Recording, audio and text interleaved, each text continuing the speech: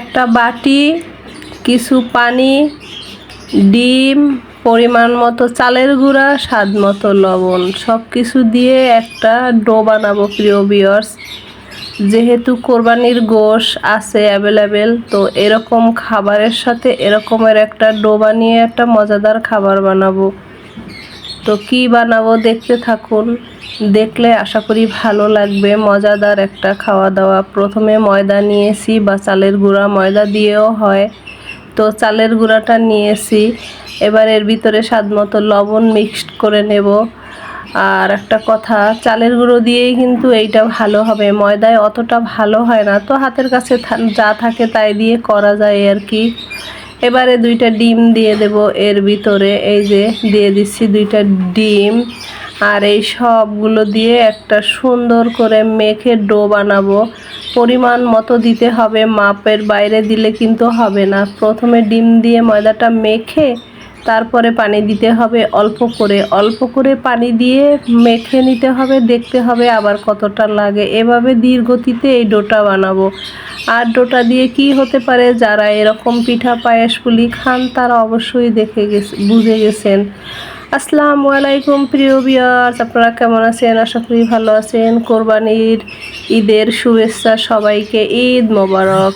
দেখুন মজাদার একটা ডো বানাচ্ছি সব কিছু মিশ্রণ মিলিয়ে। আর এইটা দিয়ে বানাবো জালি খোলা পিঠা, নোয়াখালীর ঐতিহ্যবাহী পিঠা। আর এই পিঠা দিয়ে গোশ দিয়ে খেতে অসম্ভব সুস্বাদু হয়। অঞ্চল ভেদে খাওয়ার ধরন আলাদা, তো এক এক এলাকার এক একটা ঐতিহ্যবাহী খাওয়া দাওয়া। এই দেখুন হয়ে গেছে ডো বানানো। এবারে আমি এইটা মেখে একদম আধা ঘন্টা রেস্টে রেখে দেব। আর যদি সময় হাতে না থাকে 20 মিনিট বা 15 মিনিট অবশ্যই রাখতে হবে, কারণ না হলে এইটা ভালো করে মিশ্রণটা মিলবে না। তো এই দেখুন হয়ে গেছে আমার ডো বানানো, একদম মাখা আর একদম পারফেক্টভাবে হয়ে গেছে। এবারে একটা প্যান বসিয়ে দিয়েছি চুলার উপরে, কোনো রকম তেল ব্রাশ করা যাবে না। জাস্ট প্যানটা গরম হয়ে গেলে এরকমের যতটা দেওয়া লাগবে ডো অতটুক দিয়ে একটু ঘুরিয়ে নিলে একদম পাতলা টাইপের একটা ডোসার মতো হয়ে যাবে। যদিও এটার নাম জালি খোলা, কারণ জালি আছে না, ওই যে জালির মতো ছিদ্র ছিদ্র, ওই জন্য এটার নাম জালি খোলা। তো অনেকে আমার আঞ্চলিক ভাষায় এটাকে ডোসাও বলে। যাই হোক, এভাবে ঢেকে দিয়েছি। এবারে ঢাকনা খুলে তারপরে উল্টে নিলেই হয়ে যাবে ডোসা বা জালি খোলা বানানো।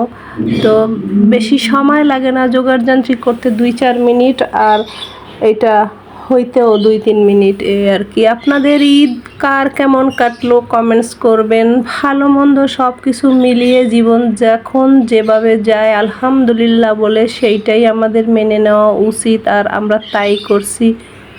সবার উপরে শান্তি বর্ষিত হোক এই কোরবানির ঈদের সময়, সবার সুখ দুঃখ মনের কষ্ট দূর হয়ে যাক সেই দোয়া করছি। সামনের দিক ভালোভাবে এগিয়ে যান, যার যেমন অবস্থান আছে তাই নিয়ে আফসোস করে লাভ নেই। জীবন যখন যেভাবে আল্লাহর হুকুমে চলবে আর কি, সেটা মেনে নিতে হবে। যাই হোক প্রিয় ভিউয়ার্স, দেখুন আমার হয়ে গেছে জালি খোলা বানানো। এভাবে সবগুলো বানিয়ে নিব। আর এইটা কিন্তু গোশ দিয়ে খাওয়া যায়, ভর্তা দিয়ে, শুটকির ভর্তা, বেগুনের ভর্তা, আলু ভাজি সব কিছু দিয়ে খাওয়া যায়, এবং খালি খালিও খাওয়া যায়। যেমনটা দেখুন আমি খেয়ে নিচ্ছি। এরপরে সবগুলো ভাজা হয়ে গেলে আবার গোশের সঙ্গেও সবাই পরিবার মিলে খেয়ে নিব। খেতে কিন্তু দারুণ লাগে, আপনারাও বানিয়ে খেতে পারেন, সময় একদম কম।